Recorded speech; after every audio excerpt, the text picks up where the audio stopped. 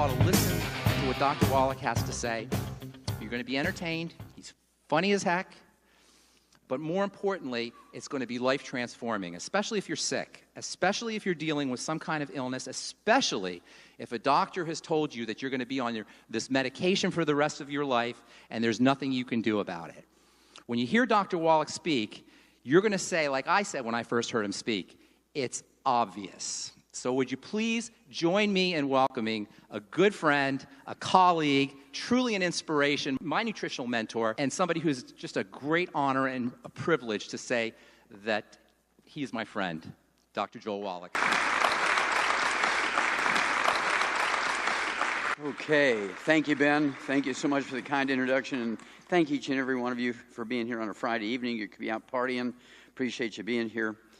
And for those of you who don't know me, just very quickly, the thing that makes my view different is that I have a degree in agriculture. And in agriculture, we don't have health insurance for animals. And we need to maximize our income from raising animals. And so we had to learn how to maximize their lifespan, maximize their production of meat and milk and eggs from the same amount of feed. We had to have perfect pregnancies, no early births where they needed 3 months in the incubator. We had to have no birth defects. And the animals who were born on the farm had to reach either reproductive age or market weight without need for health care. We did that with vitamins and minerals. Went on to veterinary school, became a veterinarian. Halfway through veterinary school, I graduated ag school, so I was a graduate student, began to take pathology courses, wrote the first paper on a mass die-off in America from pollution. I'm sure it happened many times before, but nobody recognized it. Got it published, and that kind of redirected my whole life. Graduated veterinary school, taught pathology up at Iowa State University for a year, and then got invited by Marlon Perkins from the old Mutual Omaha Wild Kingdom show, and I'd worked for him through high school, to go to Africa and work on the White Rhino Conservation Project and the Elephant Conservation Project. Caught 200 white rhinos, shipped them back to the States, and if you go and you see a white rhino in a wild animal park or a zoo, it's probably one that I caught, or maybe even offsprings of the ones that I caught. After 2 years of working on those projects, Perkins sent me a letter, said, look, I've got a big grant from the National Institutes of Health. We need to study the causes of death in zoo animals and the people who live in close proximity to the zoo animals because they have the same air, the same water, the same food sources. We want to find out if pollution or nutrition have something to do with their causes of death. Came back, worked on that project for 10 years, and the short version is I did over 20,000 autopsies and 10 million chemistries on 17,000 some change of over 454 species of zoo animals and 3,000 humans. And the bottom line of the study was that every animal, every human being who dies of what we would call natural causes, not trauma, but natural causes, died of a nutritional deficiency disease and not pollution. Now, the book that came out of that, 1,200 pages, in the Smithsonian Institute as a national treasure, and I'm just a young kid, and I was really very proud of that. And they moved me around from zoo to zoo, university to university, so I could deal with more species of animals and different people eating different things from all over the place. And again, to make a long story short, in 1977, I was working at Emory University in the Yerkes Primate Center in Atlanta, Georgia, and discovered the first documented case of a non-human with cystic fibrosis. I'm sure people had seen it before, but they didn't recognize it. But because of my vast experience when it came to autopsies, I recognized this immediately as cystic fibrosis, got it confirmed by the experts. And then when I told them it wasn't genetically transmitted, that I could create as many baby monkeys as they wanted with cystic fibrosis because it was a deficiency of a single mineral selenium during pregnancy or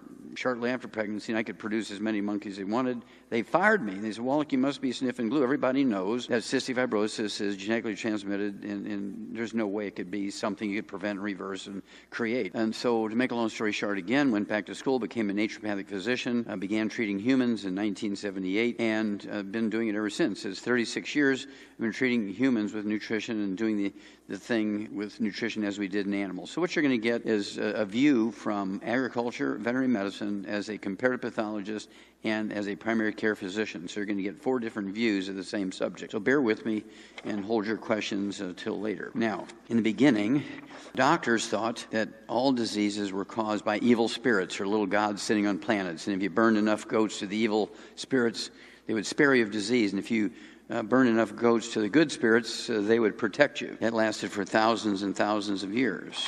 I don't know if any of you ever heard of the paintings in the Lascaux caves in France. And these paintings are dated to 28,000 to 32,000 years ago. And people who are very, very religious say, no, wait a minute, Wallach, the earth is only 5,000 years old. Now, I live in hotel rooms, and I've read the Old Testament and the New Testament literally dozens of times over the 36 years I've been on the road. I can tell you there's no place in there that says the earth is only 5,000 years old. It's So I don't care if it's 5,000 years old, 32,000 years old. God made it, and that's all that makes me happy. But in these paintings, and you have to appreciate that those paintings lasted 28,000 to 32,000 years. How often do you have to paint your house? Once every 5 years. So they knew something about pigments. Very interesting stuff. And they were painted by shamans and medicine men and medicine women, and they told health stories and disease stories.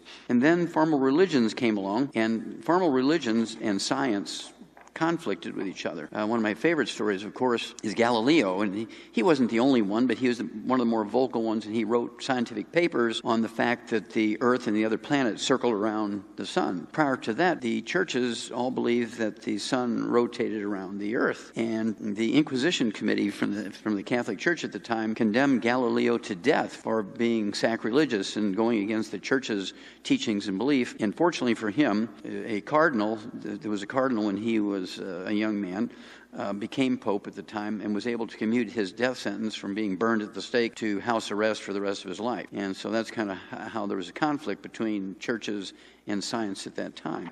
Several thousand years ago, physicians and philosophers believed that there was a cure-all. We only had to look for it. There'd be one treatment that would cure everything. It was called the panacea. That's where the word panacea came from. And if you could learn how to transmute lead into gold, you were smart enough to figure out that one cure for everything. It was called alchemy, sorcerer. And even Disney came out with a movie, The Sorcerer. After a while, the doctors just got into trying to turn lead into gold for the gold, not for the panacea. Now, Louis Pasteur came along in the 1800s, and he came up with a germ theory. He was a microbiologist, and he was a chemist for the wine industry. To prevent wine from becoming vinegar, he came up with the idea of heating it to knock down the population of yeast and bacteria to stop the fermentation process, the same way with milk, and it was named pasteurization after himself. Now, again, he came up with a germ theory, and in the germ theory, he said there are certain bacteria, because they had just had a microscope invented by a Dutch eyeglasses maker, von Leeuwenhoek, and he could actually see bacteria, and he could grow bacteria from people who had pneumonia and meningitis and many other diseases, and then he could take those bacteria and inject it back into other people and to animals and get the same disease. And doctors fought him over that, tooth and nail. They would fight him over that. And so he had to set up an experiment right in the center of Paris. He got two groups of 25 sheep each group, and he gave one group a vaccination, which he created against anthrax, which is a disease that killed people and animals, and the other group got a dummy vaccination. It was just water being injected instead of the vaccination. Both groups he injected with heavy doses of the bacteria that caused anthrax, Bacillus anthracis, and in the group that was vaccinated, only 1 out of the 25 died. In the group that was not vaccinated, all 25 died. And the reporters were there, thousands of people were watching this as it went along, and so he became very famous over the anthrax thing. He was also the guy, even though he didn't know the term viruses, he was the one to first come up with a post-exposure vaccine for rabies because of a virus thing, and he figured out how to do that. Very, very smart guy. It took a long time for doctors to agree that, yes, there were germs. And once they figured out where there was germs, they said, everything is caused by germs, even cancer and insanity and so forth. And a guy by the name of Koch came along and said, no, you have to isolate the bug, make sure that it's the bug, inject it back into a susceptible host, cause the disease again, isolate it again, get the same bug, then you know it caused the disease. The guy's name was Koch, K-O-C-H. About the same time, there was a priest in Austria by the name of Gregor Mendel. And he was a very smart guy, and he had taken many courses in what we would call today calculus, and he could predict numbers and things. And because he was very smart and a detailed kind of guy, the cardinal in the parish that he was the priest in put him in charge of creating peas for priests to eat during the wintertime. And he had hot houses where they grow these peas during the wintertime. And there were peas with red flowers, and there were peas with white flowers. And every once in a while, there would be one volunteer, a dozen of them volunteer on the path between the two different hot houses. And these are ones that weren't planted. They would just pop up, and they had pink flowers, and he reasoned that they were a mix or a hybrid between the red flower and the white flower pea plants, and he could do experiments with crossbreeding and so forth, and he came up with hybrids, he came up with dominants and recessives, and so he's kind of the father of genetics, but he never related the genetic concept to diseases, just life itself. At the same time, Charles Darwin came along, and Charles Darwin did not know about Gregor Mendel, but Gregor Mendel did know about Darwin. Darwin was the son of a very wealthy Englishman. They were landed. They had 10,000-acre estates, and his mother was very wealthy. She was from the Wedgwood family, the English dishware company, and very interesting stuff. And he collected bugs and feathers and eggshells, and he would shoot birds and little animals and make collections. And when he was 22 years old, he wrote a paper for the newspaper of the Royal Society. It was very prestigious for anybody, let alone a 22-year-old guy, to write the paper. And he wrote the paper on invertebrates, little polyps that would make sponges and reefs. And he was hired by the British Navy when he was 22 years old to go around the Earth in the HMS Beagle, a British warship, and build artificial reefs. And he was so successful at this, they hired him for another 3 years. So for a total of 5 years, Darwin was going to places that nobody else had ever been before and building these reefs, but he was also collecting animals that nobody had seen before. And he recognized immediately, well, not immediately, he recognized in 5 years when he wrote his book on the origin of species that parents of the babies were passing on information. Human beings had babies who were human beings. Dogs had babies who were dogs, puppies. Cattle had babies who were calves. Oak trees had babies that were oak trees. And he'd find these weird animals, and he would shoot them and bring them back and taxidermy them because nobody would believe there were such things as penguins living in the Antarctic and so forth. So this is what he did, and his book was on the origin of species. And Darwin never said that man came from apes, but he said all things, all living things, whether you're a tree or a tulip or a oak tree or a human being or a hummingbird, passed on information to the young. Well, to sell newspapers, the reporters said that he said that men came from apes, and that wasn't what he said. He said all things pass on information is all he said. Now, his cousin, Frances Galton, whose mother was Darwin's mother's sister, also from the Wedgwood family. Frances Galton was also from a very wealthy landed family, and he was in university, and his roommate was a guy by the name of Arthur Conan Doyle, the author of Sherlock Holmes. And Frances Galton was the model that became Sherlock Holmes in the book, in the series Sherlock Holmes. In the day, people were just learning about fingerprints, and part of the parlor tricks they would do when you'd come to a party were to give you a piece of white paper, put your fingers on some ink, and everybody would make several pages with their fingerprints, and they would exchange fingerprints. And he recognized, by looking at these very carefully with a magnifying glass, that fingerprints were different from person to person, and Frances Galton came up with the idea to use fingerprints to track criminals. Very smart guy, and that's why he was the model for Sherlock Holmes. He also said, we can speed up human evolution like we do in animals by selective breeding, just like we do in animals. That's why they have livestock shows and dog shows and horse shows. They want to get the very best phenotype or the very best physical example of male horses and female horses, and when the foal is born, it's going to be perfect. Same with dogs, and same with geese and chickens and whatever you might be breeding. He said, we can do the same thing with human beings. And he was very benevolent, and he went out and he started a dating club, and he'd hand out invitations to people he considered to be perfect examples of perfect humanity, included IQ and intelligence and speed and athletes and strength. And both the men and women had to be 6 foot tall, blonde-haired and blue-eyed, which he called the master race. Now, this was in the 1800s. Begin to sound familiar. He would give out invitations, and he would have these tall, young, blonde-headed and blue-eyed women meet with tall, blonde, blue-eyed men at these banquets. And just by socializing, he figured some of them would fall in love with another one, and they would get married and have more babies like them. Well, after the First World War, the League of Nations broke up Germany. Germany originally went all the way from Russia all the way to Spain. It was the biggest nation in Europe. They broke them up into the provinces, became individual countries: Hungary, Czechoslovakia, Holland, and so forth, Poland. After the Second World War, there was the Nuremberg trials. And the Nuremberg trials was to find out who were the most horrible of the war criminals. They murdered 60 million people. They experimented on them, did horrific stuff, and they certainly didn't try any German generals for war crimes because they were just good soldiers. They didn't put any bureaucrats on trial for war crimes because they were just pushing paper and never made any decisions or shot or killed anybody or butchered anybody or experimented on anybody. And so most of the people who were executed for war crimes were medical doctors. The example was Joseph Mengele. He was called the angel of death because, particularly twins, he would kill one and do experiments on the other one based on what he found in the other one. He would kill people with birth defects, cleft palate, belly button hernias, people who had Down syndrome, cerebral palsy, older people who were infirm. They would just kill them because they were useless. They were, in his terms, useless eaters. They just took the assets of Germany and didn't do anything productive. Even if you were Jewish, who they wanted to eliminate, if you were physically able to work, they would put you to work until you couldn't work anymore. They wouldn't feed you because that was a waste of food. So when you worked yourself almost to death, they would gas you. Now, everybody knows people who were found guilty of war crimes were hung.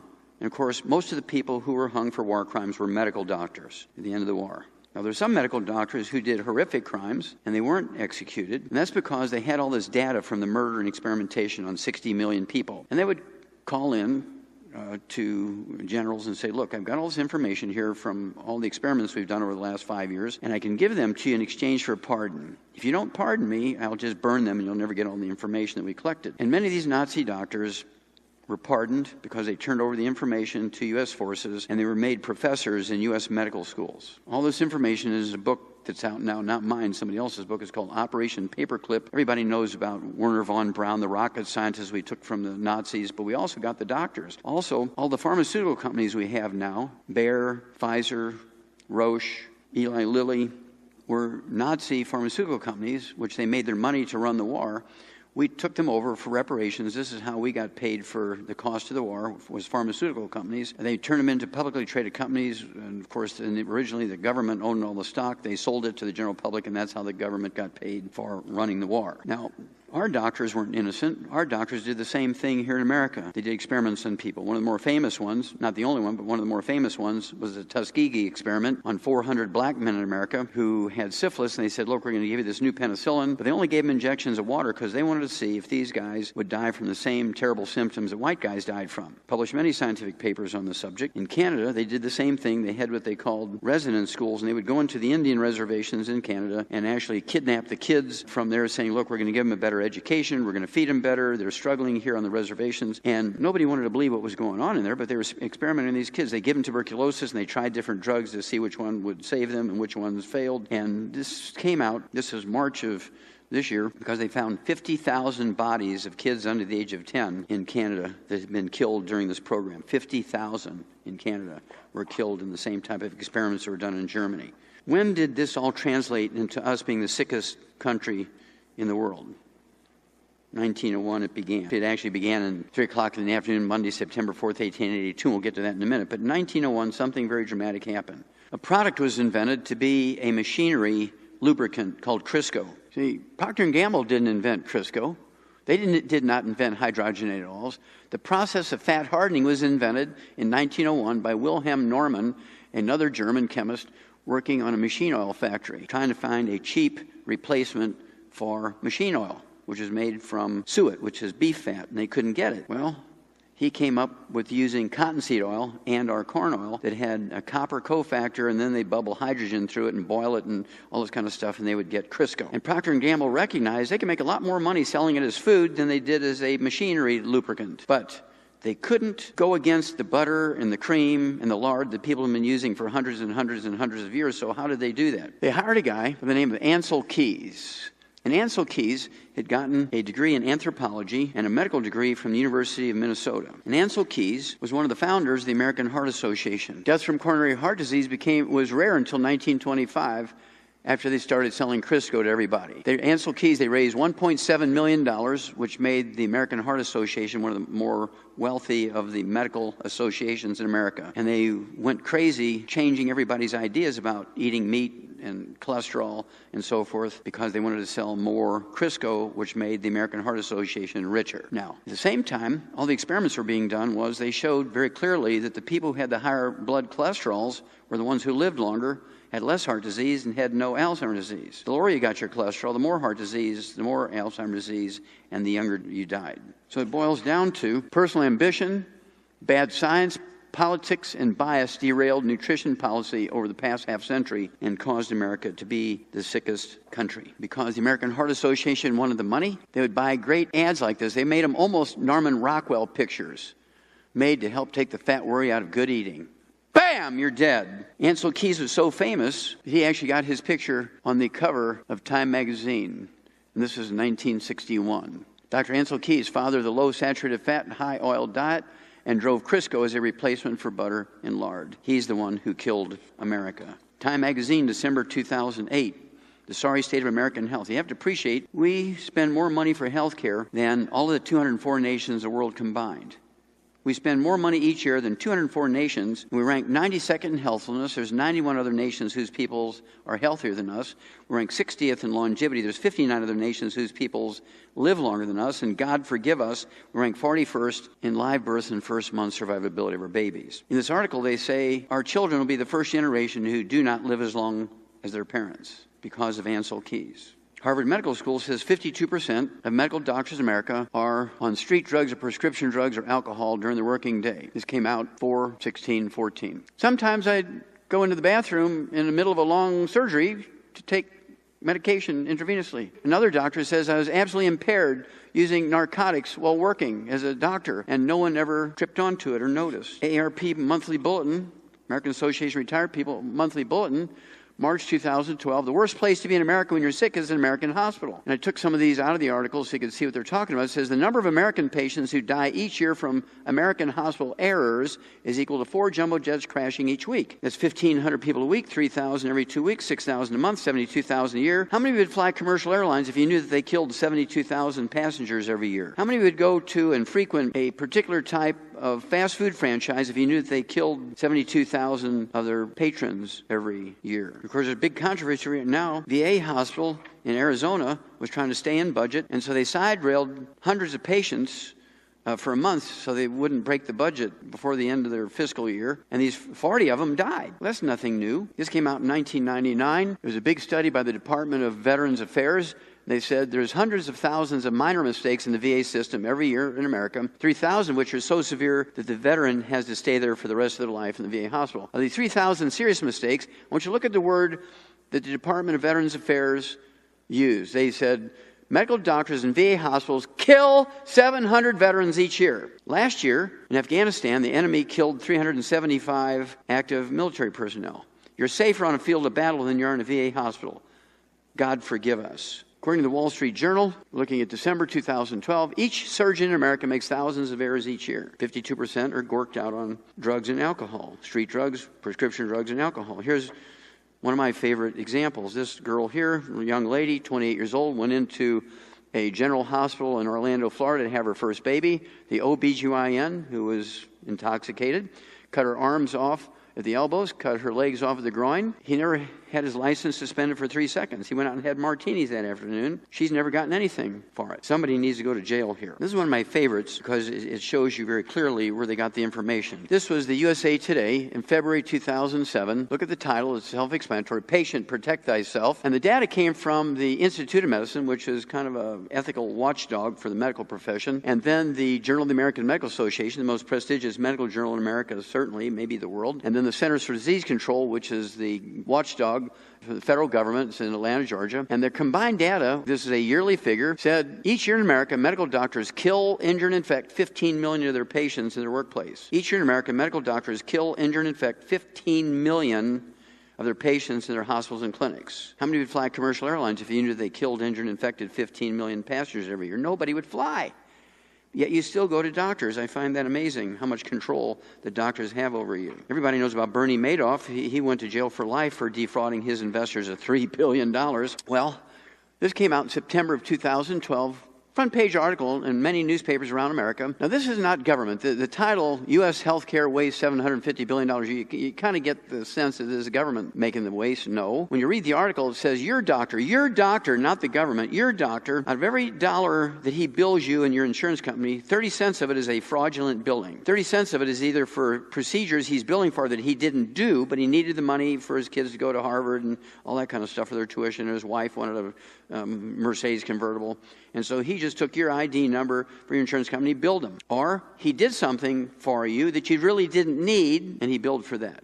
30 cents out of every dollar. It amounts to $750 billion a year. That's $750 billion each year, 1/3 of the American medical budget. And not a single doctor gets his license suspended for 3 seconds. Not a single doctor had his license revoked. Nobody goes to jail. Nobody gets the equivalent fine as a parking ticket. Bernie Madoff went to life for $3 billion. Doctors get a walk for $750 billion. Start breaking that down a little bit. The Center for Disease Control, again, the federal agency in Atlanta, Georgia, tracks his stuff. Just in hospitals alone each year, not private offices and clinics, just in hospitals alone, medical doctors infect 2 million patients because they don't wash their hands after they go potty. And of those 2 million infections, 90,000 die. What would happen if Iran or North Korea were to send over intercontinental ballistic missiles with biological weapons, infect 2 million people in our large population centers? Miami, Atlanta, New York, Newark, New Jersey, Philadelphia, places like Cincinnati, Ohio, Chicago, Dallas, Texas, LA, and kill 90,000. This is a yearly figure. This isn't one time. This goes on and on and on, year after year after year. and nobody seems to care. But we'd go to war with Iran. We'd vaporize them with an atomic weapon if they'd do that to one of our cities. But the medical doctors have legislated themselves into being a protected monopoly, self-policing. They've also legislated all of their competition into being fifth-class citizens, quacks who cannot be paid by insurance. When you get a roof on your house or put an irrigation system in your house, you're going to get 3, 4, 5 bids or more. After you choose what you think is the best one based on what they're telling you and the contract they propose for you, you're still going to, before you sign the contract, you're going to go to the Better Business Bureau and see if there's any complaints about these companies you're looking at. You go to the same doctor year after year after year after year for 20, 30 years. Whatever he says you do, you don't even question it. You don't even go get a second opinion. And that's what's killing America. One bacteria, C. diff, Clostridium difficile, a human poop bacteria, kills 30,000 each year in hospitals alone. That's 1/3 of those 90,000 that are killed by infections are killed by C. diff, only found in human poop. Doctors give it to people because they don't wash their hands after they go potty. Well, in 1993, there were 85,700 of these infections in American hospitals. 17 years later, 2010, it went up 400% to almost 350,000 from 85,000. And so, does this give you a sense that doctors are really working hard to solve the problem? No. There's no consequences why it looks like that. If we were to take the top 50 doctors who kill 1,000 people a week and hang them, and then take the next 1,000 doctors who kill 25 a week and put them in jail for life, the table would look like that, wouldn't it? Because there's consequences. The reason why the table looks like this is there's no consequences. Now, the Chinese have figured out how to deal with this. There's two types of Chinese doctors. The traditional Chinese medical doctors are called the barefoot doctors. They go back 1,000 years before Egyptian doctors. Egyptian doctors came online about 4,000 years ago. The traditional Chinese medical doctors came on 1,000 years before that. Acupuncture, herbs, great writings, and so forth. The Yellow Emperor recorded all this stuff. I mean, this goes way, way back, thousands of years. And during the Second World War, the Japanese soldiers were moving ahead of their supply line. They were starving, and they were poor, and they would strip, like locusts, they would strip the civilian population of everything. And the doctors had the best shoes, so they always wanted to get the doctor's shoes. So the traditional Chinese medical doctors were called the barefoot doctors. They would go out to the villages and help people with acupuncture and herbs, and they were beloved by the people of the villages. Well, after the Second World War, the Chinese sent their very brightest young medical students to the United States and Canada and Europe for Western medical training, and they came back and began to kill the Chinese patients just like Western medical doctors do here in North America and Europe. Well, the Chinese have figured out how to solve the problem. Each year, grieving families kill 27.3 doctors in each hospital, on the average, who kill their relatives, and this is considered justifiable homicide. So the government's now trying to say, okay, come on, guys, let's cool our jets. Let's not do this anymore. We know it's listed as justifiable homicide. That when, a doctor kills your father, the brothers and the sons go and kill the doctor with axes and hammers and all this kind of, because they're not allowed to have guns, so they have to do it with primitive weapons. And I'm not proposing that we kill doctors, but what I am proposing is we take care of ourselves enough where we don't need them. If you don't need them, they'll pack up and leave. A couple more, and then we'll get into the diseases.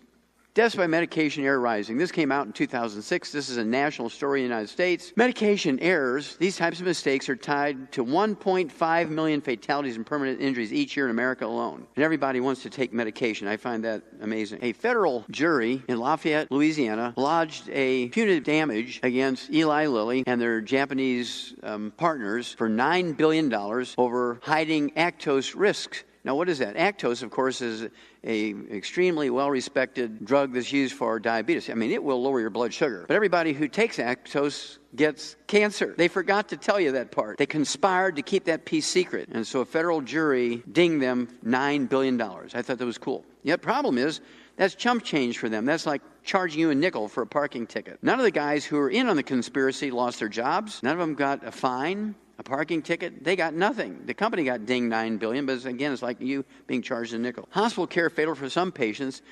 This study was actually done by the U.S. Department of Health and Human Services Office of Inspector General, which is essentially the auditor for Medicare. What they did was look at the monthly kill rate by medical doctors on seniors, people who were on Medicare. This is a monthly figure.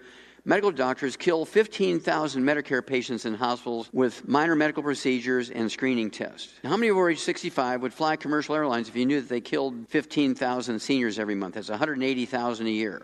Nobody would fly if you're over age 65. But you still go to doctors.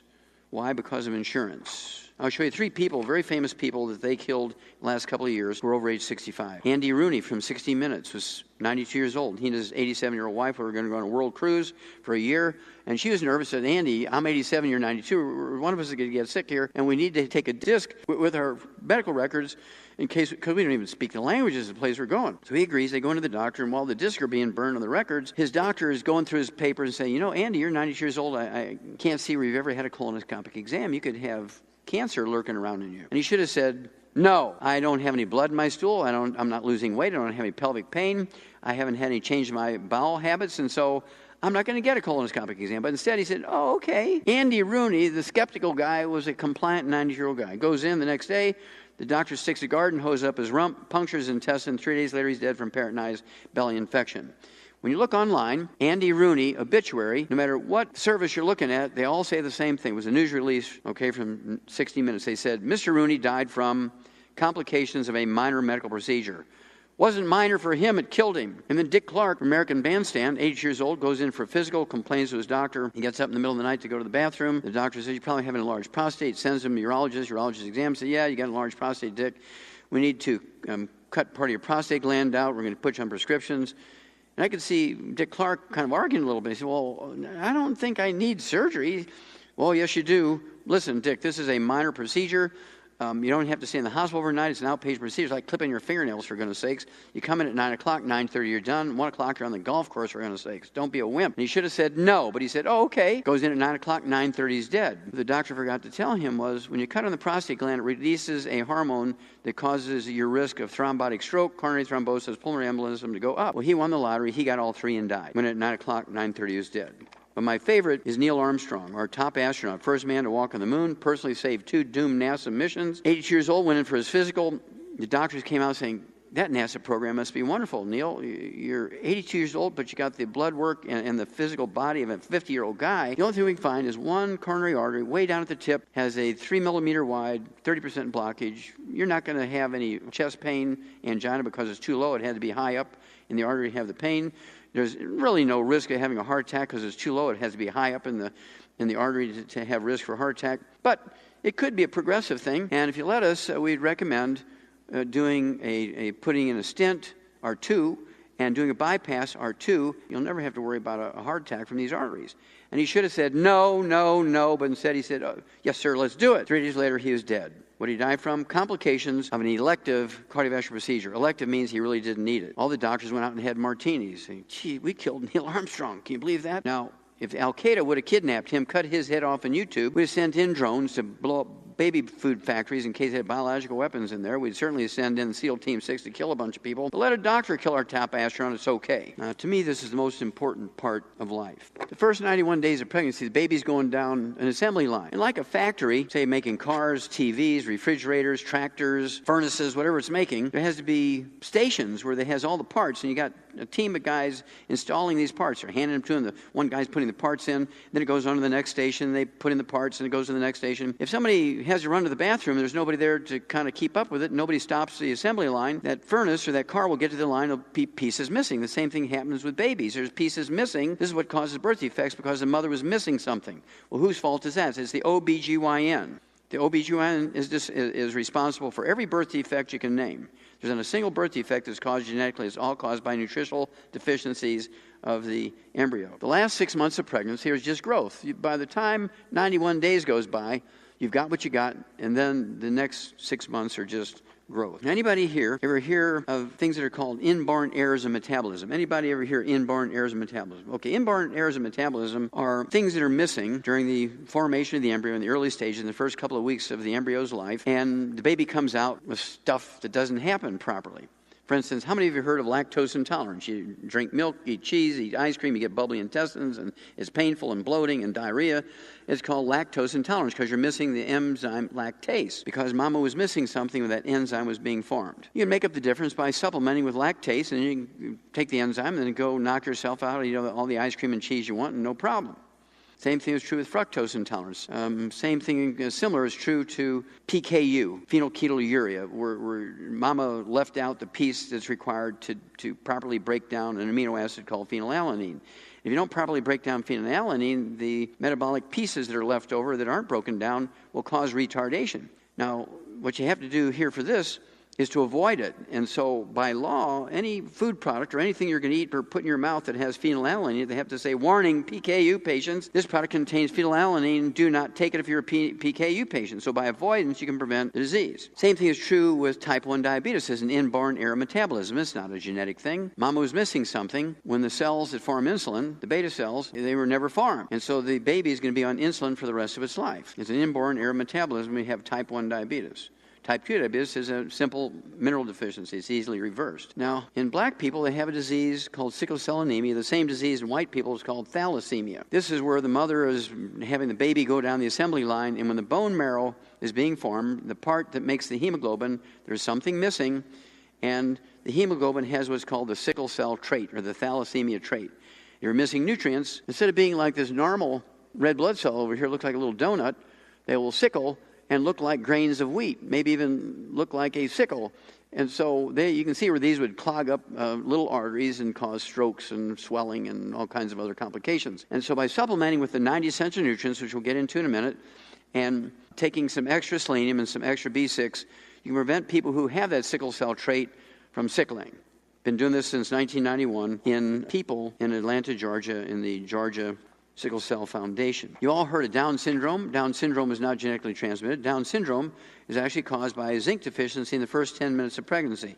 I've actually reversed them, not after the baby's born, not after 91 days, but Lauren Knievel, Evel Knievel's niece-in-law, called me about 12 years ago, and she said, look, Doc, I've got a pregnancy. It's 2.5 months along. By 2 different tests for 2 different laboratories, they tell me I have a baby with Down syndrome. I don't want to have an abortion, and they tell me you might be able to help me. I said, well, we've done it in animals. We've never done it in humans. And she said, well, I'm not going to get an abortion, so, this is not going to be a problem. Just let's do it. And so what I did was give her the 90 essential nutrients and give her some extra zinc, and the baby was born perfectly normal later on. Done it several times since. Okay, early on in pregnancy with a Down syndrome baby, apparently they are reversible. But once the baby's 91 days, you can't. You've all heard of spina bifida. One of the lawsuits I lodged against the FDA was over folic acid supplementation and prenatal vitamins. Until we sued them, there was no law requiring folic acid and prenatal vitamins, and babies would be born with spina bifida.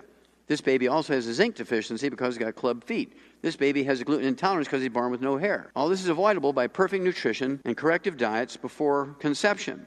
Whose fault is this? The OBGYN. I told you I discovered the first non-human case of cystic fibrosis in a rhesus monkey at Yerkes Primate Center in Atlanta, Georgia, Emory University. And, of course, they fired me for saying it wasn't genetic. And about 5 years ago, we began to send Jerry Lewis papers and records of kids whose muscular dystrophy had been reversed. We had learned the cause, prevention, and cure of muscular dystrophy in animals in 1957. And over the years, I had used it every once in a while. I'd see a muscular dystrophy kid, and we were able to reverse it. And I'd see another one 3 or 4 years later, and we'd be able to reverse it. But it wasn't big enough numbers to make any impact on science. Well, about 5 years ago, one of our associates, Marvin Rupp, who was a Navy SEAL, but he started out as an Amish kid. When he reached 18, he shaved his beard off, gave his team of horses to his brother, joined the Navy and became a Navy SEAL, very highly decorated. He came back and he was just really offended because the medical doctors were using the Amish as an ATM machine, telling him all their diseases were genetic and there's nothing to do about it, and they were just ripping these poor people off. So we gave Jerry Lewis all of the paperwork, and so Jerry Lewis got excited. He said, Jerry, we don't want any money. We've already spent the time and money and effort. We now know what we believe is the cause, prevention, cure of muscular dystrophy. Do you want to be the one? These are Jerry's kids. You want to be the one to make the announcements? He got excited. He took all this data to the medical committee of Muscular Dystrophy Foundation, and they fired Jerry Lewis 4 years ago. That's why he's not doing the telethon anymore. They fired Jerry Lewis. He's not sick. He's not dead. He's doing shows in Vegas every night. They fired Jerry Lewis. Somebody needs to go to jail. Well, in 1989, with Ma Lan, I went to China and went to Qishan province, China. Why did I go there? Because everybody knows the Qishan disease, which occurs in 13 out of every 1,000 kids there, is a cardiomyopathy heart disease. So sudden heart death is caused by deficiency of selenium. We know a deficiency of selenium is the cause of cystic fibrosis and the cause of muscular dystrophy. And I reasoned that if this is true, and everybody, including the World Health Organization, agreed that Keyshawn disease is cardiomyopathy heart disease is caused by a selenium deficiency, there had to be some kids there in China with cystic fibrosis and muscular dystrophy. And experts, when I asked them about it, they said, no, come on, Wallach. Cystic fibrosis and muscular dystrophy only occur in white kids from Eastern European origin. Well, I knew that wasn't true because I had autopsied black kids and Oriental kids, Asian kids that had these diseases, cystic fibrosis and muscular dystrophy, so I knew that couldn't be true. So we went there. Passed all the tests, did everything we needed to do to satisfy the Chinese government that we knew we were doing. They were going to get their credit for it, and did 1,700 autopsies in kids under the age of 10. 595 of them, exactly 35%, had cystic fibrosis and 100% had muscular dystrophy. Published it in English. Published it in the Journal of Trace Element Research. Very well-respected scientific journal in the United States. The equivalent journals in Chinese in China. Sent copies to the Muscular Dystrophy Foundation, to the Cystic Fibrosis Foundation, never heard a word from them. Somebody needs to go to jail. You all have heard of cerebral palsy. Cerebral palsy is one of these gradient diseases. It's a gradient disease, different degrees of severity. Baby's born with 10% of his cerebellum, which is the part of the brain that's damaged when you have cerebral palsy. 10% damage, 10% underdevelopment. The baby's going to kind of walk like Charlie Chaplin, and with braces and some physical therapy, they can kind of circumvent that disability. If they have a 25% underdevelopment of their cerebellum, they kind of flop around a little bit and with their arms and hands and upper body as well as their legs, and they have cerebral palsy. If they have 50% development, they're going to be restricted to a wheelchair. This girl here has 90% underdevelopment of her cerebellum, the size of a grape instead of a tangerine, and you can see her, she has clamps on her head and holding it up. Since she was born, and she's 11 years old here, since she was born, people have to wipe her bottom. Here she is, it's now 2 years later, after this picture was taken. She's now 13. She's 11 in this picture. She's going through puberty. Somebody's going to have to change her tampons, wipe her bottom, feed her, do everything for her, give her massages 3 or 4 times a day to prevent pressure ulcers, all this machinery that's needed to move her around. Care, extraordinary care. It's $5 million a year for that child. There's 10,000 babies born with this disease in America every year. Whose fault is that? OBGYN. Totally preventable. This is the part of the brain that's underdeveloped when you have the cerebellum, when you have cerebral palsy. Same way with belly button hernias. It's a gradient disease. Here's a pretty typical belly button hernia the size of a walnut. Just you give that baby a hypnotic either by injection or gas. Puts local anesthesia around that. 10 minutes, the procedure is done. You've repaired that belly button hernia, but the baby shouldn't have to go through that. Mama was missing something during pregnancy for that to happen. This next one, the baby was born dead of vascular shock because the defect went from the 2 inches below the belly button through the belly button to 2 inches above it, and there's no skin over it, and the stomach and the spleen and some of the intestines are hanging out, and you can see why didn't the OBGYN know that baby was suffering from vascular shock? Well, he was in the bathroom giving himself drugs. This one here, the defect goes from the pubic bone all the way to the middle of the chest, and here the liver and the stomach, the spleen, and all the intestines are hanging out. You can see how that baby would die from vascular shock being born that way. Where was the OBGYN? That baby's perfect. Brain is perfect, lungs are perfect, heart's perfect, liver's perfect, everything's perfect. It died from vascular shock because all its insides are hanging out during birth. That baby, if it was delivered by cesarean section, would be alive today. Somebody needs to go to jail here. Same with cleft palate. It's a gradient disease, different degrees of severity. Whether you're rich or poor, if the mother's deficient in zinc in the first 3 to 7 weeks of pregnancy, you can get cleft palate and many other defects. Kids are born deaf, congenital deafness. Doctors want you to believe it's genetic, and they're raising money. They have all these funds to raise money to prevent, change the genes, fix the genes. It's caused by a deficiency of a single mineral called manganese, not magnesium, manganese. Deficiency in the first 3 to 7 weeks of pregnancy causes congenital deafness. This new book that pharmacist Ben talked about when he introduced me is called Epigenetics. Epigenetics tells you that the genetic theory of disease transmission is one of those dead theories. There is not a single disease that's transmitted genetically. The death of the genetic theory of disease transmission. The death of the genetic theory of disease transmission. There's thousands of dead theories, the medical trade, in the halls of science. And the epigenetics tells you that these diseases that are said to be genetic are preventable, and many of them reversible with nutritional supplementation prior to conception. A lot of diseases that, like Huntington's disease, which is a disease that kind of falls in between Parkinson's disease and MS, Lou Gehrig's disease, they're said to be genetic. It occurs in people 50 years of age and older. Come on. Okay, we'll get into that in a little bit. Totally preventable, reversible. The death of the genetic theory of disease transmission. That's me in 1977 with one of my cystic fibrosis monkeys. You've all heard of obesity. Of course, the medical theory and the government's theory of why America is obese and overweight is because we don't exercise enough, we eat too much. Well, following their theory to eat less and exercise more, we became the #1 obese nation in the world. We're #1! The only thing we can brag about being #1 in the health area is we're obese by following their theory. So obviously that theory didn't work. So what causes obesity? What causes people to be overweight if it's not lack of exercise and eating too much? Well, it's a simple nutritional deficiency. You take the nutrients and it goes away. We'll get into that in some detail if we have time. Multiple sclerosis, a disease that historically occurred primarily in people between the ages of 30 and 60. MS, today, in the last 10 years, the peak of the demographic curve of who gets MS are kids under the age of 12. They're even diagnosing MS now in 10-month-old babies. 10-month-old babies. How's that happening? Free radical damage to the myelin of the brain. Free radical damage to the myelin of the brain. Well, why is it now we're getting it in young babies, 10 months old, and it used to be in people 50 years old? That's because our babies are getting free radicals damaging their myelin of the brain. Well, where are they getting the free radicals? Apple juice. What happens when you cut an apple in half and leave it exposed to the air without putting lemon juice on it? It turns brown. What's turning brown in the apple? It's oxidation of the oil in the apple. Apple juice is not taken care of very well. It's one of the first non-formula things you give a baby is, an ounce of apple juice and 8 ounces of water in a little bottle. They're giggling, they're happy. But the free radicals that build up because of the apple juice oxidizing, the oil in the apple juice oxidizing causes MS in little babies. Thrombotic stroke, again, used to be in people over the ages of 50, 60, 70. Now the peak of the demographic curve are kids under the age of 18. How's that happening? Well, thrombotic stroke doesn't occur because of genetics. Thrombotic stroke doesn't occur just out of dumb luck. It's caused by an omega-3 essential fatty acid deficiency, a ratio problem between omega-3s, 6s, and 9s. That's another one of my lawsuits against the FDA. Because I prevailed in federal court, I can legally say that you can actually prevent thrombotic stroke. You can prevent pulmonary embolism. You can prevent coronary thrombosis and deep vein thrombosis simply by supplementing with omega-3 essential fatty acids and having a perfect ratio between omega-3, 6s, and 9s. Before I sued them and won in federal court, I couldn't say that without getting put in jail. How many of you give your kids and grandkids under the age of 5 1,000 milligrams of supplemental omega-3s every day? Gosh, I don't see any hands going up. That's why your kids are going to die before you from MS and stroke and stuff like that. Heart attacks, Keyshawn disease, cardiomyopathy, heart disease. So how come this is happening now? Why are they getting all these strokes? We didn't get strokes until we're in our 50s, 60s, 70s. That's because we were getting omega-3s when we were kids. Well, wait a minute, we didn't supplement. Well, yeah, you did. It was in egg yolks. Our kids now are living on Fruity Pebbles and apple juice, Sunny Delight and shredded wheat, Welch's grape juice and Cheerios. How many omega-3s are in them? Nothing, 0. You better be supplementing your kids and your grandkids before they're conceived all through the pregnancy or development from the moment they're born with all 90 essential nutrients, and you'll avoid all this stuff. Now, the most politically charged of all of the congenital events, birth defects, if you will, is another one of these gradient diseases like belly button hernias, cerebral palsy. It's totally 100% preventable, but once the baby is born, it's irreversible. Homosexuality in both males and female occurred in the first 3 to 7 weeks of pregnancy. There's a part of the brain called the preoptic hypothalamus that controls not your gender, but controls who you go after for sex.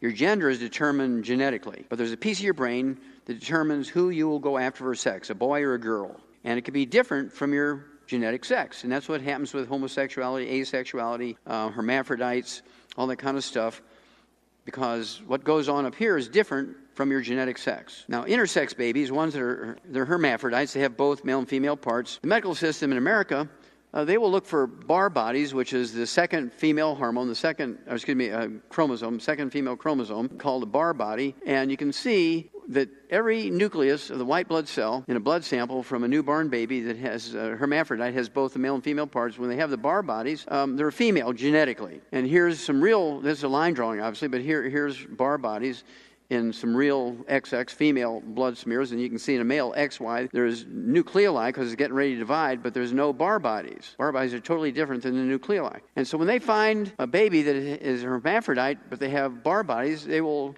surgically remove the penis and the testicles, do a little plastic surgery, and beat their chest and say, I did good for this baby. Well, 85% of the time when the baby's born hermaphrodite, up here, in their preoptic hypothalamus, they're male. 85% of the time, they're male. And our pediatric surgeons and OBGYNs have done some of the most cruel things to these babies born hermaphrodites. While in Europe and Scandinavia, they wait till the babies are 10 years old, because by the time they're 10 years old, the babies know which one they are in their preoptic hypothalamus. They have both parts, and you ask the baby, they're 10 years old. Well, you got both parts there, Frank. I mean, it's obvious, you know that. But really, which one are you? Are you a girl or boy? So, well, I'm a boy. And so they cut off the vagina and the ovaries and do some plastic surgery and make him a boy, even though genetically it might be a female. It's the kindest thing to do it that way. One more, and then I'll show you the part of the brain that's afflicted, and then we'll get to the bottom line here. This fellow here, very famous eye surgeon in Central California. His name is Richard. And Richard fathered several cute kids, very famous for dealing with laser surgery to tack down detached retinas. He was very active in his church. He was very active in things like the Rotary Club, Rotary International, and the Lions Club, raising money for projects. But when his last child reached 18 years of age, he went from Central California to Denver, Colorado, had his penis and testicles amputated, had a vagina made, had breast implants, got hormone treatments, and went from Richard to Renee, because since he was 10 years old, he knew up here that he was a she. Now, this is a part of the brain that's afflicted. This is not a part of the brain that's necessary for life. I mean, you cut the brain off here, you're going to die. You cut this part of the brain off, you're going to be a vegetable and just lay there like a worm. You cut this part of the brain off, you're going to be dead. But this little peninsula here, the preoptic hypothalamus, about the size of my little finger. If there's no cells in there, there's about 400 cells in there normally. If there's no cells in there, the individual is asexual. Everybody has a crazy Aunt Ruthie or crazy Uncle Frank who, the legend goes, they went on a date when they were 20 and their boyfriend or girlfriend jilted them. I don't know how you can jilt somebody after one date, but they said they jilted them and they never went out again because they were so wounded from being jilted after that one date, and they died never having gotten married. Well, they were asexual. They just really weren't interested in sex, but everybody else was going on dates, so they thought they'd try it once and so on. If there's a few more cells in there, say 25 to 50, they're bisexual. They love having orgasms, but they don't care if it's a male or female. You get a few more cells in there. It depends on what part of that preoptic hypothalamus is involved. Let's say you got 150 cells in there now, but they're in one place, which drives you to chase boys. But genetically, you're a male. You're being pulled by your preoptic hypothalamus to chase boys. Okay, you're a male homosexual. If you're a female, and it tells you to chase females, you're a lesbian. You have 250 cells to 400 cells, you're heterosexual. That's how it works. Totally preventable. However, after the baby's born, can't go back. You can't put the genie back in the bottle. Here's the bottom line, folks. All vertebrates, whether you're a hummingbird or a human being or an elephant, require 90 essential nutrients. How long do you need oxygen? For life. How long do you need water? For life. How long do you need the 90 essential nutrients? For life. There's 60 minerals, 16 vitamins, 12 essential amino acids, 3 essential fatty acids, and they're called essential for two reasons. Number one, we can't make them. We must consume them every day, either as food or supplements.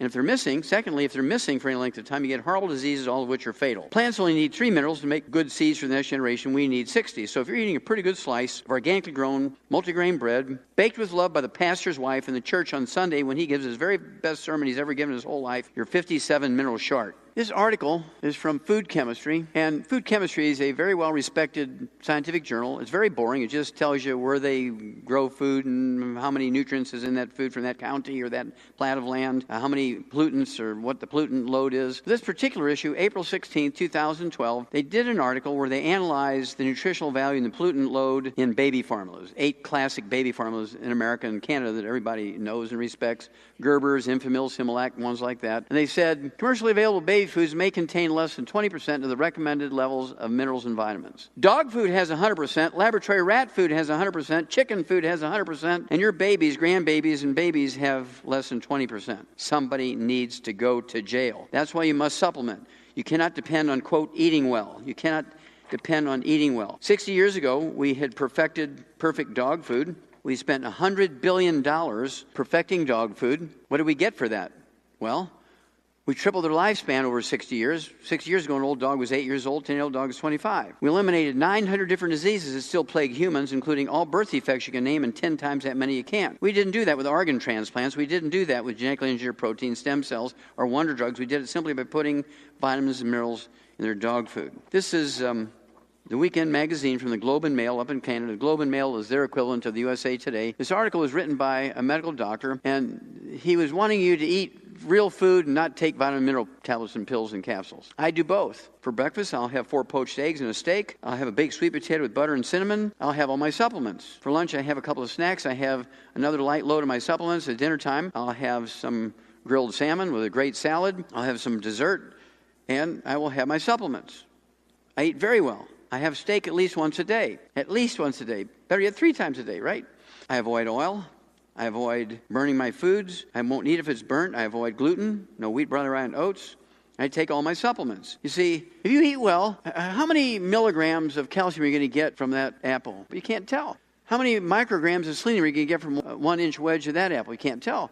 How many international units of vitamin A or beta-carotene are you going to get from eating a slice of that tomato? You can't tell. So I'm going to eat well, but I'm going to also take my supplements because I know how many milligrams, how many units, how many micrograms of everything I'm getting, because I'm not going to leave my life or the life of my kids and grandkids and great-grandkids and great-great-grandkids up to chance, to the throw of the dice, what may or may not be in that food. I'm going to make sure everything is in there perfect. The equivalent of not supplementing would be to put a couple of shovels full of dirt from Texas in the crankcase of your car. Say, well, there's probably oil in there because that dirt's from Texas.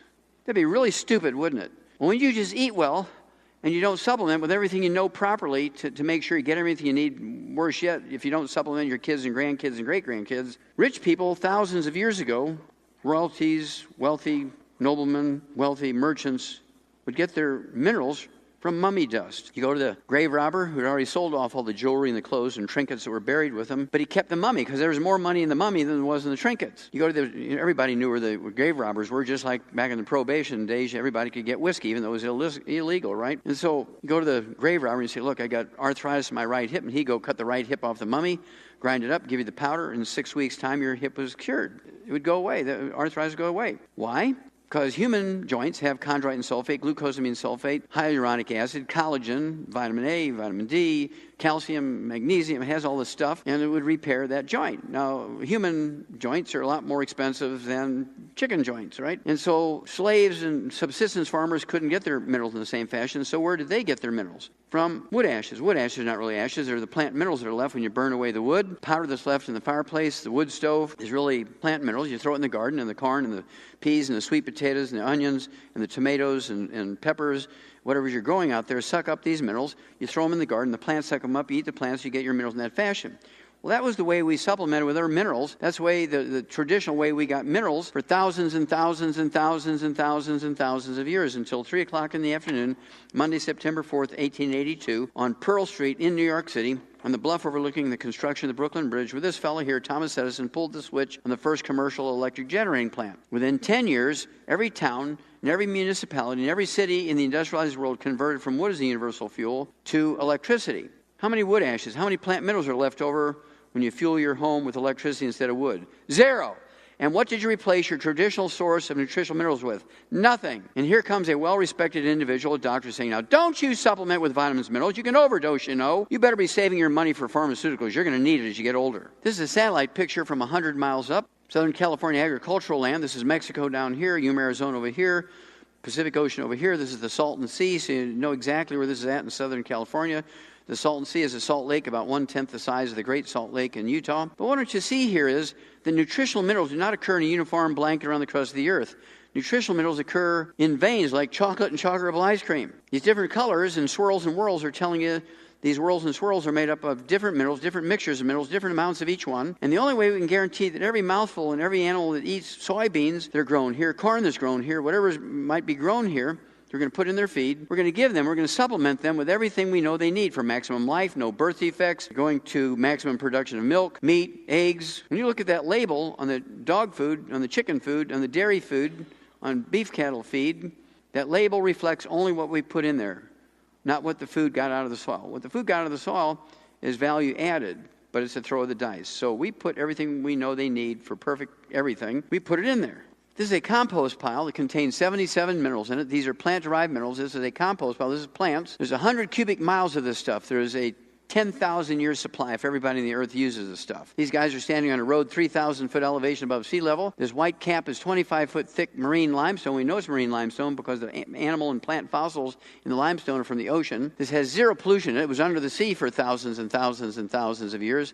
The ultimate question is, do you put oil in your car before the engine burns up or after the engine burns up? You put oil in your car before the engine burns up. You change the oil over 3,000 miles, whatever the maintenance book says. You'll get 300,000 miles out of that engine. If you put water in that car instead of oil, that car might not go 50 miles. So you know to put the oil in the car. Well, Methuselah lived to be 969. Those in the Old Testament who begat so-and-so, who begat so-and-so, who begat so-and-so, they lived to be 150, 200, 300. So who knows how long we can live if we do everything right. So isn't it insane to supplement with everything we know we need in perfect amounts? Eat right, but make sure we're getting everything perfectly, like we do putting oil in cars before the engine burns up. Now myself, next month, using the Chinese method of aging, I'll be 75. Using the American aging system, I'll be 74. I have not been to a doctor with me being the patient for the last 68 years. I've never been on prescription medication. I have no health problems whatsoever, and nobody's going to steal an airplane with me on it. Now, if everybody were like me medically, The medical system would be real humble if their patients only came to them once every 75 years, wouldn't they? They'd be real humble.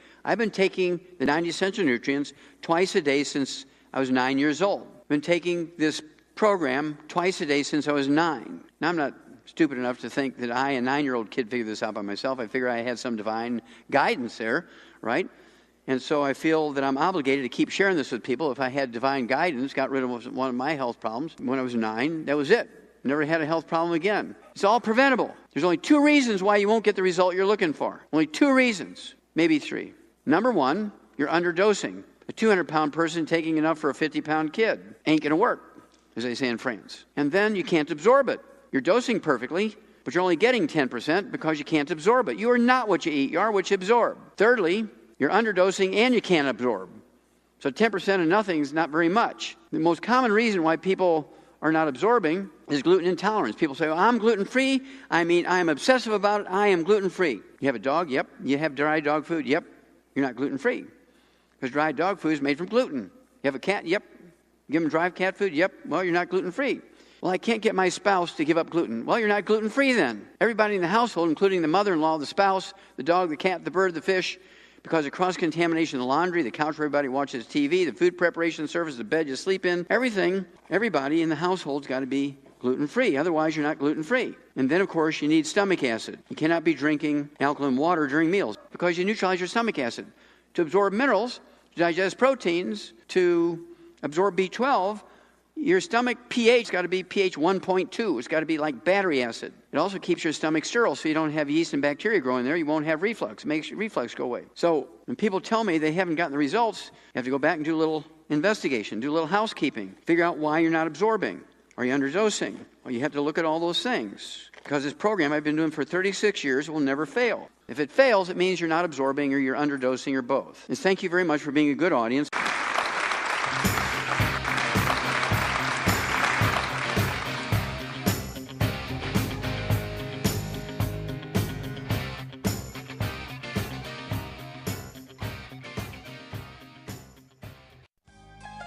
Information and statements regarding dietary supplements discussed have not been evaluated by the Food and Drug Administration and are not intended to diagnose, treat, cure, or prevent any disease.